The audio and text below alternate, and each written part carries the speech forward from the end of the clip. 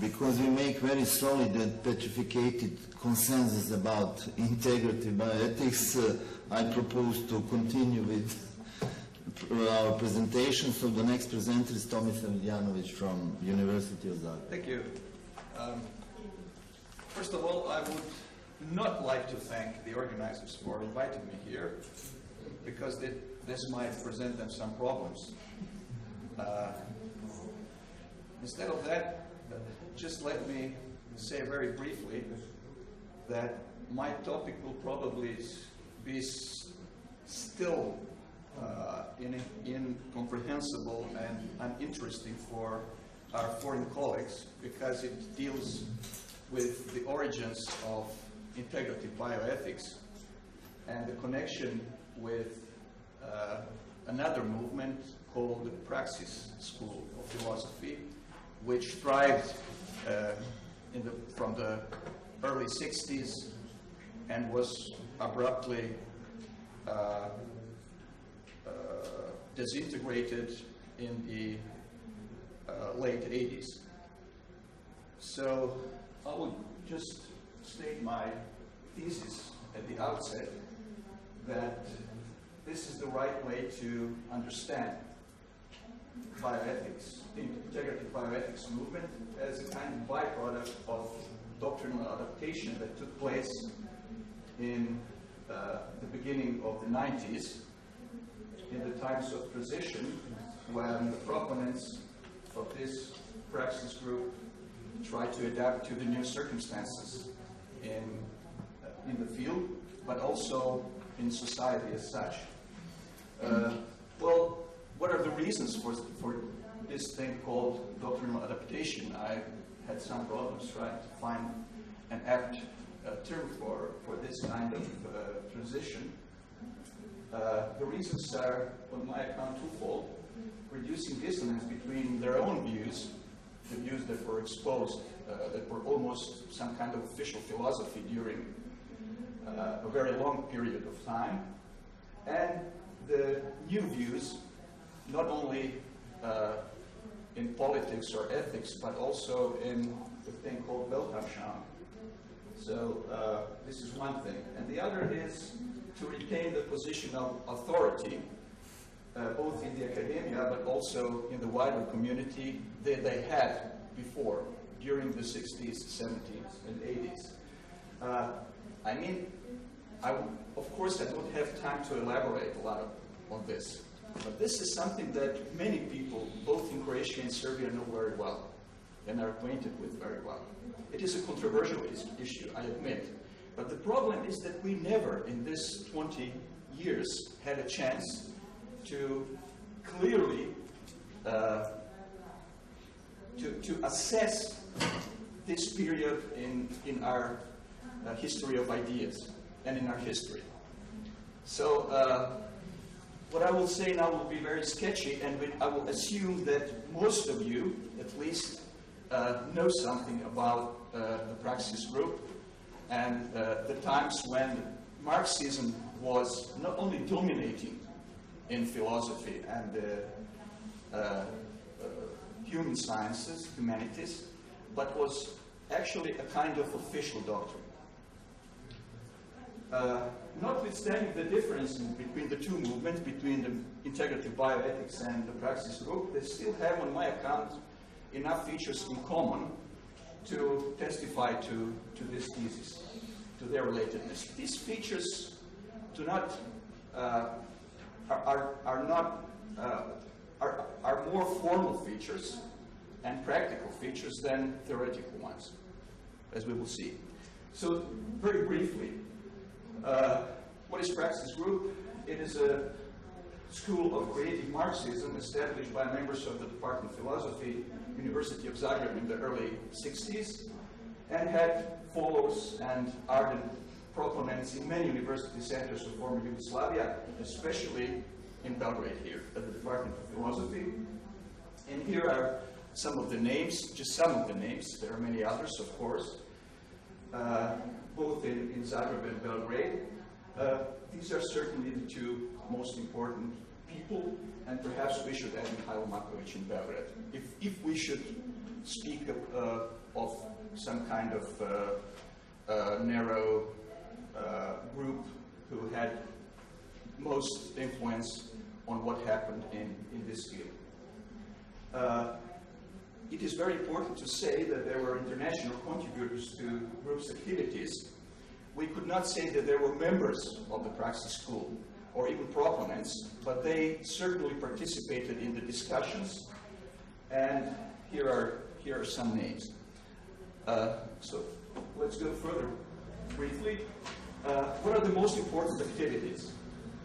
They had this journal Praxis from 1964 to 1974, when the funding was cut, so abruptly Praxis was not anymore, existed anymore, but had a kind of sequel. This was an international edition of this journal.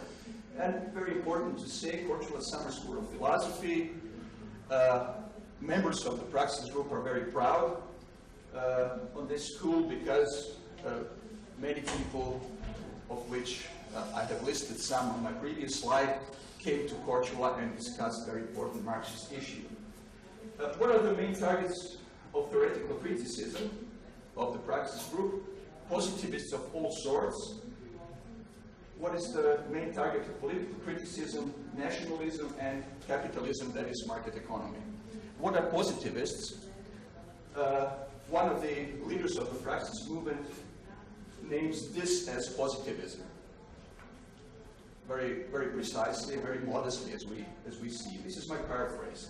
So the idea is that the whole Western European philosophical tradition could be divided into two parties. One is the culmination of thought, and this is, creative Marxism, as it was called in Yugoslavia, identified with the Praxis group, and the other, the contemporary positivism, that is everything else, as we can see here. I hadn't time to translate this.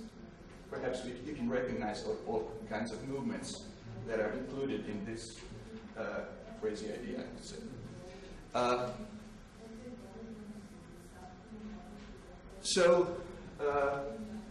What was the reception of Group's works and ideas among philosophers of other tradition? Almost non-existent.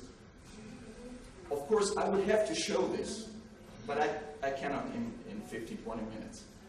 So you will just take my word for it, and I will continue to work on this subject, and I hope I will have the opportunity to publish something about it. What about international reception according to citation index analysis? Hardly detectable. So, especially today, non-existent. Praxis group, dead as can be. What is group legacy? Important insights. After thousands of pages written, hundreds of articles and books published, dozens of dissertations supervised and defended, conferences organized, as one of the leading international participants said, many bottles of Dalmatian wine opened and so on and drank, either trivial or ambiguous. So let me point to this one attempt at trying to identify this legacy, the most important, what is left of the Praxis group, what are their main ideas? Lino Veljak, one of the proponents of the young second generation of the Praxis group, has written an article, the Abschau der Praxis Group in German, and just to paraphrase what he's actually saying, the Praxis group provided elements of methodological justification. What does this mean? For the insight that the antithetical solidarity is a false alternative to real solidarity. This passage is end of the article. This is his summary of the Praxis group achievements.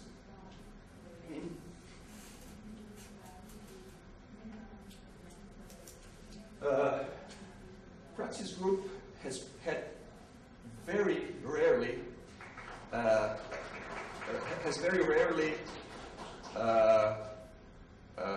achieved criticism because nobody dared to criticize them. There was one exception. Professor Nemes Estadic, also for the philosophy department, he's written a series of critical articles about Praxis group. almost all were published in the journal Theoria of, published by the Department of Philosophy, I think, in Belgrade, because it was very hard to, or the Serbian Philosophical Society. Yeah, sorry. Anyhow, Neven Sesadic pinpointed here some of the deficiencies of the Praxis group. Well, he said, what about this anti-dogmatic attitude it is based on straw man arguments and the strategy of whipping a dead horse, showing we expose Stalinism and dialectical materialism as something. It was, as he said, it is something as, this is a very, very, very good citation from Sesadic. Excuse me, could you please turn off your mobile phones, please? Continue. Thank you. It would be as if somebody would criticize Lysenko's theory and claim he's doing a very epochal job here. So this is Neven Sesavic's claim. Group's main tenets empirically untrue, incoherent, trivial, all at best ambiguous. Double standards in the group's uncompromising commitment to human rights untrue, as in the case of politically prosecuted and imprisoned Croatian philosophers in the period in the early 90s aptly shows. And very importantly here, because this is the connection to integrative bioethics, false or exaggerated reports on the alleged persecution of the group by the authorities. I mean, they were cut funds for the journal. Let me go on. This is very important.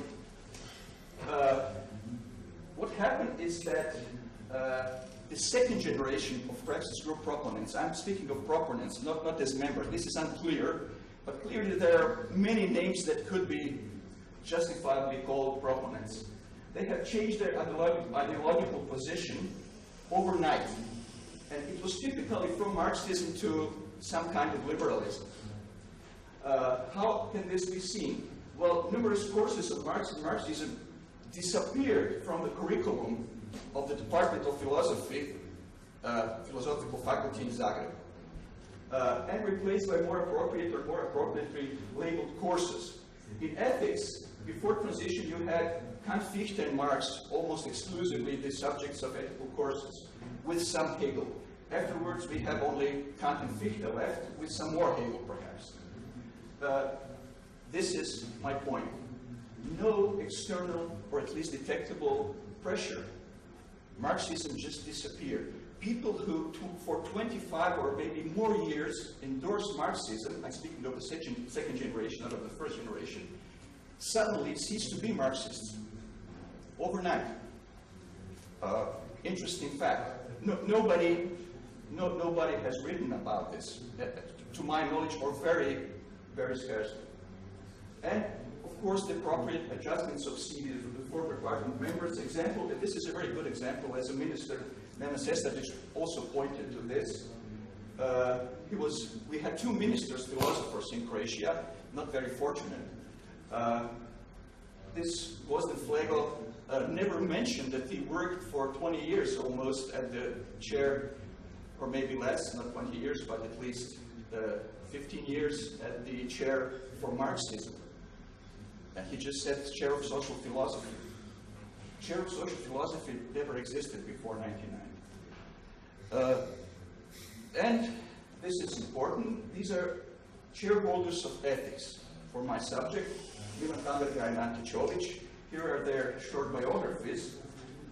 Milan Tanberga was praised in the press as undoubtedly the biggest Croatian ethicist of all times when he died in 2008. This is a citation from newspaper Jutarnji List. Undoubtedly the biggest Croatian ethicist of all times. Incredible. And this is his successor and the father of integrative bioethics. And this is the founding father of Praxis Group. So, you see, personalities connect these two movements clearly. But we will see that other things are also here important. Well, I will now skip this. This is interesting because Tanberga had a very bad opinion on normative ethics as such. He claimed normative ethics is compatible with Marxism. This is interesting because Ante Čović very often likes to cite Kanderga as his predecessor. On bioethics, this is devastating. I mean, his idea is that it is incompatible with the so-called speculative position, which he calls his method, so it should be denounced as fraud. This is Kanderga's interview from 2008 before his death. Now coming to my conclusion. So what are the commonalities, what are the common features between the two movements? Well, first of all, this kind of speculative attitude or method. I will not elaborate on this. Why? I don't understand it. When somebody said that I'm a proponent of integrative, I'm in opposition to integrative bioethics. Well, I'm not. I don't know what integrative bioethics is, honestly. I don't have a clue. But I know that it has these features. Obsession with foundational issues. This is no normativity, but obsession with foundations. We have to theoretically, speculatively found the discipline in order to say anything clearly on anything. Imprecise and abstract language, I think that we don't have to elaborate anymore on this, since Tomislav did a good job. Very confused declarations, still less. I mentioned this already, non-empiricism. Mostly non-empirical data. This is something that is very common for praxis group. Very, vague general statements. Utopism, and I like this word, I found this in Wikipedia. Both movements claim that they appeared in a very important point at human history. Both praxis group and Marxism and integrative bioethics. Epochal changes take place. So I think that this is an apt description. Common practical features. So I divided these two aspects into practical and theoretical features of the two movements. I think this is more important. They have well-established institutional infrastructure in both cases. I could elaborate on this for hours probably.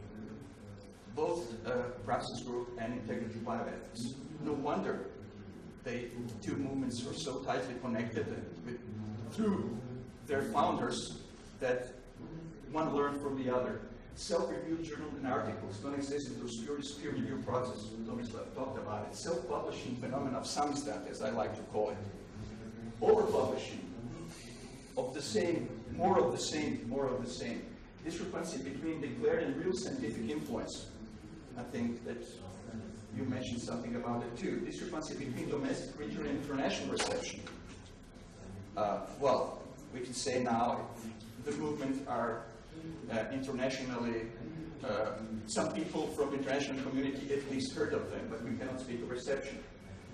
Pretentious claims to authority on very diverse issues, from purely theoretical to higher education policy to global politics. We know everything about everything. Tendency to spread and gain control over academic institutions, most important thing. How? By establishing networks of loyalty. People working at different places in Croatia, doing the same, belonging to the same group, and when it comes to appointment of new people, they will never take somebody that does not belong to this circle of loyalty. I'm not speaking of formal things. Leadership ambitions in academic political movements. Well, they were leaders of academic left and the student protest movements in 1968 and both in 2009. I think it's 2009, when we had a protest movement in Croatia and Zagreb, and in some other universities around Croatia. As some of the members of the praxis group claim to be leaders of this movement in '68, some members of the integrative bioethics group claim to be leaders of the students' protests in 2009. Well, true, in integrative bioethics had also some very specific features not shared by the practice group. Surprisingly wide membership basis. This is interesting. People endorse integrative bioethics both from Catholic Church to higher education union to radical left student movement. How is this so? Very easily. If you have a principle, anything goes, or nobody's right and everybody's right, as you can read in some declarations of in some articles published by Integrative Bioethics Group, then of course everybody will join you. Abundant funding of activities, academic institutions, central, local government, private international fund. This is something that Tomislav has talked about. And a difference, I mean, Praxis Group was not funded in this way, so richly funded. No clear political agenda. In contrast with the Praxis Group, characterized by two clear and permanent goals. One was ruthless struggle against nationalism, and the other is kind of Maoistic attitude towards market economy. This is the gravest danger, market economy. I think that some proponents of the Integrative Bioethics Group have a similar attitude towards market economy, but all in all, this is not too clear. So my conclusion is very similar to Tomislav, but I had a more historical perspective on the issue, which should be, I admit, elaborated more thoroughly and more clearly, as I hope I will do in the future. Thank you. Thank you very much. Okay, it's time for discussion. Professor Babic, yes. I would like to say a few words about both of these verifying pieces of work. It's something that we discussed with the political sociologists. As a matter of fact, I think it's more than that. It's philosophy, working philosophy, as it should be, dealing with the most precious needs of the time. Okay, that's a point that is very important that Janovic just stressed that the heritage of Marxism has never been assessed properly, both in Croatia and in Serbia. Croatia is a tradition in that sense. But you mentioned necessity, so I will just conclude. There are others that ask questions and discuss. What I would say as a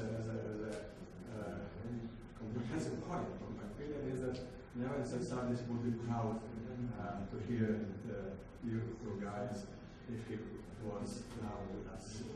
Thank you. We would be proud that he's alive. That he's proud. Oh, no, I was thinking that If he would be here. If he would be here. Thank you. Thank you. I mean, this was a comment, and I thank you for the comment. Colleague? Okay. First of all, I would like to apologize to the international audience who had to listen about the political, ideological background of some philosophical ideas in a conference about human enhancement, if I remember correctly. I'm not aware how does this relate to ethics and the topic of human enhancement, but since I would like to put aside this political, ideological view, which can be discussed for next 10 years, and I don't think it's relevant for other participants of this conference, I would like to ask several questions to address several questions to Mr. Janovic. First, I would like to thank him for again advertising the Integrative Bioethics, because as much as I've heard, he explained that it has a wide member basis, and that is because they do not support the idea that the political view should be relevant in philosophical and bioethical discussions. This is a question. As far, that is what you said, as far as I'm acquainted as a philosopher, I think that should be something that we should all support, that we should put our political views aside when we are discussing the topics of philosophy, and especially the topics of contemporary situation in bioethics. Considering my question, I have dealt a lot with philosophy of Milan Kundera. I have dealt a lot with philosophy of Neves Sesedic as a part of criticism of Milan Kundera. Since I see that you are acquainted with his ideas, I would like to transfer this political ideological discussion in a philosophical manner and to ask you, could you say something about work of Milan Kundera, his ethical positions, his position of ethical criticism? What does it mean, criticism of ethics, and how is his relation with classical German idealism, Kant, Hegel, Fichte, and then afterwards Marx, and considering that his ethical positions, and if you could refer to some of his works. Thank you. Can I do only Fichte now? Just give me 2 hours, please. Do I have 2 hours? You don't have 2 hours. Maybe 1 hour. So Maybe 1 hour. maybe 1 hour. I cannot do it in 1 hour. Yeah. Is it your answer? That is the answer. Yeah, that's the answer. Okay. Zoran, sorry. Let me just ask you, I'm a medical doctor, not philosopher. I thought that I knew something about integrated bioethics or bioethics at all. I'm not sure why is this session organized in such a way. Well, I couldn't find any clue, any relationship between cognitive, moral, and mood enhancement in your discussion. Okay, probably I am not well informed about the topic, but I have the question for you. Could you please tell, what is your opinion, could you please assess Marxism? You have mentioned Marxism here. What is your opinion about that? Because, well, I couldn't discuss anything from this conference, but, well, I'm interested in your position because you have tried to compare Marxism and integrated bioethics. Yeah, we have 2 things in Marxism. First is the fact that Marxism was the dominating movement in philosophy. So not only in the party program, in the program of the Communist Party, which was the leading political party in the former Yugoslavia, but also in philosophy. So my point was that there was nothing else except Marxism, or almost nothing else. I'm speaking about Croatia now. In Belgrade, the situation was somewhat different, more liberal, I would say. And the second thing is, if you like to hear my opinion on Marxism, I mean, there's hundreds issues that come to mind when we speak of Marxism, but basically it is my opinion is negative. I mean, I don't think it's attainable, both philosophical or sociological position, for many reasons that I cannot elaborate now. Okay, that was your point when you tried to compare integrated bioethics and Marxism. My point was... Both are unsuccessful in your opinion, or what? Exactly. Okay, thank you. These are common features. I've listed them. Mr. First, I just have to say, as an international visitor, I'm finding this all quite interesting. It's something I couldn't possibly have found out by reading literature elsewhere. I did want to make 2 observations. So one, I'm pretty sure the Praxis Group was actually significantly intellectual and influential in Australian philosophy during that period. There's a particular Marxist left in Australian philosophy.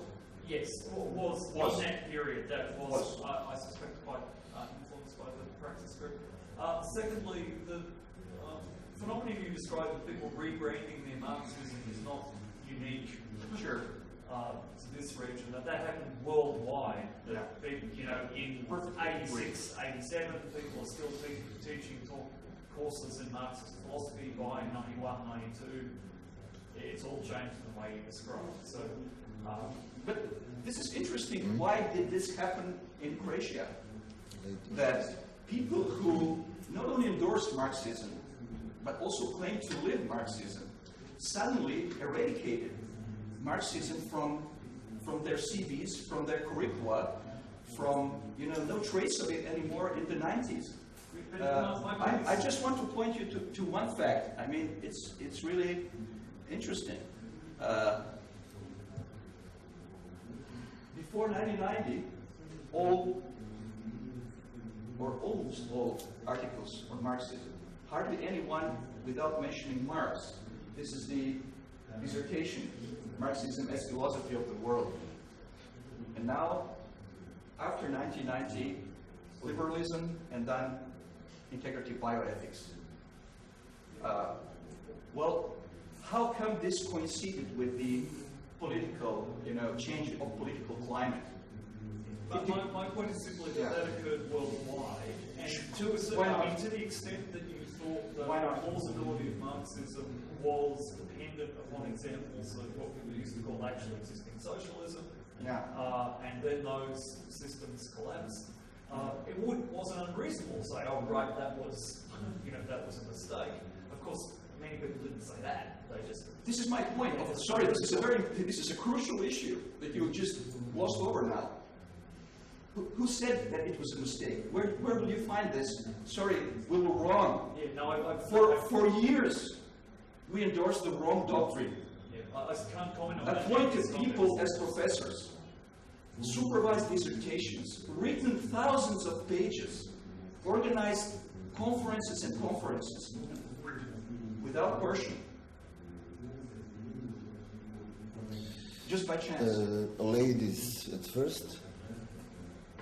And then gentlemen. I find it quite interesting, this action, this situation of movements, and I was just wondering whether you could, give us some critiques, also give us a hint of where you would think that bioethics in this region should head in the future. It's not integrated by this, what kind of future do you see?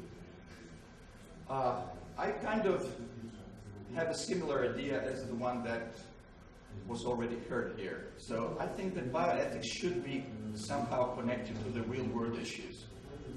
This is my point. And I think that probably, at least partly, because this kind of heritage of bad philosophy, it is not happening. It is not happening. I think we should go in this direction. But it is burdened with this kind of heritage, which is totally, if you would say, if somebody would clearly say, what is the legacy of Praxis Group that we could integrate somehow in good bioethical work? If,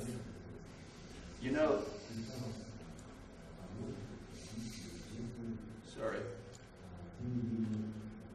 if this is the summary of the legacy, I wonder whether this would all be productive. I think not. So we have to get away from this and start anew. This is my opinion. Okay, we have time only for two short questions. You? Okay. Okay. I have several questions, but I will try to be short. So I also think that this is even more far from the topic of this conference than the lecture of Professor Janovic. But the possible link is that the thesis, if I understood correctly, that the integrative bioethics is a kind of enhancement of praxis philosophy. And that's possible between the topic of this conference and the topic of this presentation. My question is, maybe I didn't understand correctly. You're talking on Praxis Group. Which philosophers, and more important, which works you took as a basis of your analysis and interpretation of the possible connection between integrative bioethics and praxis philosophy? And I should tell you that I'm very grateful for the conclusion of your presentation, which is not only ideological but also the mystical one, because you said I don't know what it is, but I know that it has those features, and I think that it is kind of mystical insight, and that's why I'm happy to. As to works, I have cited some of the works here. So can you show it? I didn't. Which one? You like Undergut? Here it is, the meaning of Marxian philosophy. It is translated from, and some, if you think that I should have, listed all the works of praxis philosophers here, Yes. and then together all the works of integrative bioethicists, don't you think it would be a bit too ambitious and to try to make connections? This is so-called preliminary report. So I think I will. If you make such have a sequel on this. such a big conclusions, then you should use more than 2 quotes from the works of. How many minimally would you say? How? What is your number? I will tell you. I say nothing. I just some have my important presentation. works by Milan Kundera, for example, which it was not presented here. Okay. You have answer? No. No. Okay. Second time. So, like Rob, I'm an international visitor as well, and I'm also finding it very interesting. But just a brief question. So, I'm quite interested in this relationship between the kind of Marxist history and this new integrative bioethics, which I'm learning about anyway. And so, I'm interested in this sort of doctrine that you suggest integrative bioethics has that all are right and no one is right. And I'm just wondering how that sort of viewpoint kind of developed, because it seems that Marxism certainly made some quite salient normative claims. So I'm just wondering how it's kind of shifted to this sort of more relativistic sort of position. Yeah, that's a very good question. I would say that integral bioethics integrated a part of Marxist heritage into its work, only a part. Certainly, this kind of non-normativism, nobody's right and everybody's right. This is from Luka Tomislav, if I'm right. This is one of the members of the Integrative Bioethics group. This is something that Kundera and the Marxists would never have endorsed. They had a clearer picture. But, integrative bioethics is integrative. So it has to integrate everything, and this is really hard. Catholic Church and... Okay. Okay. Only one short question for me. I want to put ball on the ground. So, Yeah. from your point of view, why nobody mentioned Marxism in the context of general ethics? What's your opinion? You mean nobody now? Yes, or- no, or almost nobody. Yes. Well, that's... the answer partly is that Some personal Marxism is reason? still not very popular. Excuse me, could you please be quiet? I couldn't. Nena Cekic, could you please be quiet, because there is a discussion here, and I'm sure that nobody could hear because you are speaking loud. Please. I would say that it is returning to the scene in the days of crisis, and some people probably think that they should not be ashamed of their Marxist history, biography anymore. So it is coming back to the scene, but I have not seen any good and clear work on the connection between Marxism and ethics. And I certainly don't think that Praxis member groups had anything interesting to say about this. Okay. Thank you very much.